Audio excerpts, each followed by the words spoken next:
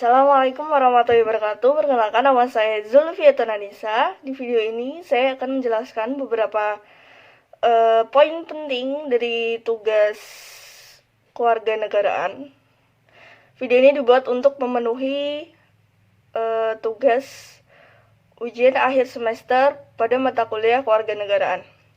Baiklah, yang pertama adalah pentingnya pendidikan kewarganegaraan.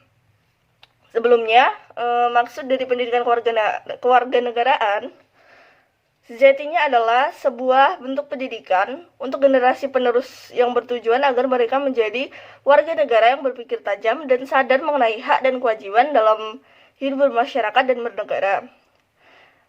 Lalu pentingnya pendidikan kewarganegaraan terutama bagi kami mahasiswa Indonesia. Pendidikan kewarganegaraan sebagai salah satu mata kuliah yang mempunyai peran pembangun karakter mahasiswa ataupun orang yang mempelajarinya dengan nilai ideologi Pancasila. Dengan sikap nasionalisme yang dimiliki oleh mahasiswa, mereka akan menunjukkan bagaimana sikap patuh dan menghormati akan adanya hukum ketatanegaraan. Jadi, pendidikan kewarganegaraan sangat berperan penting akan berperan dan berperan aktif bagi mahasiswa maupun masyarakat. Karena dengan pendidikan kewarganegaraan kita bisa mengetahui arti dari bernegara yang baik dengan didasari oleh Pancasila. Yang selanjutnya adalah negara dan aspek-aspek kewarganegaraan.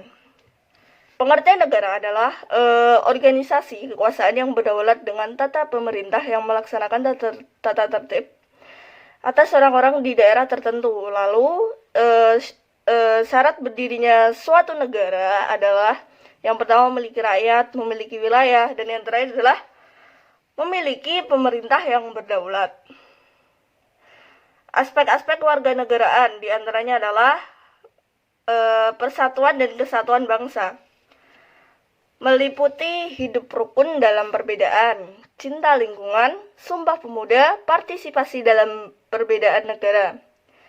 Yang selanjutnya, norma hukum dan persatuan, meliputi tata tertib dalam kehidupan keluarga, tata tertib di sekolah, persatuan daerah, dan norma yang berlaku di masyarakat. Yang selanjutnya adalah HAM atau hak asasi manusia, meliputi hak dan kewajiban anggota masyarakat. Yang selanjutnya adalah kebutuhan warga negara, meliputi gotong royong, kebebasan berorganisasi, menghargai keputusan bersama.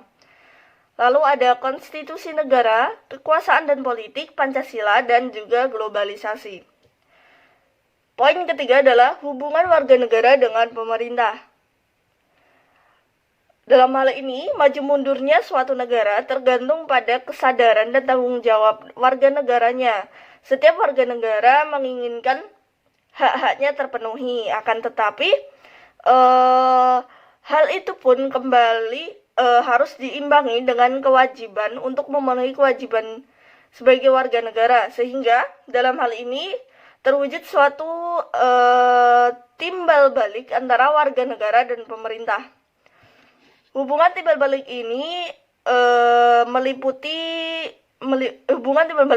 meliputi diantaranya keamanan, kesejahteraan, kebebasan beragama, hukum, dan keadilan, serta pendidikan. Lalu yang selanjutnya adalah poin terakhir, peran warga negara dalam berbangsa dan bernegara. Yang pertama adalah ada beberapa bidang dalam poin peran warga negara dalam berbangsa dan bernegara. Bidang yang pertama adalah dalam bidang politik. Dalam bidang politik dapat dinyatakan berupa hak warga negara untuk berpartisipasi dan mempengaruhi setiap proses pembuatan dan pelaksanaan kebijakan publik oleh rakyat atau lembaga-lembaga negara atau pemerintah.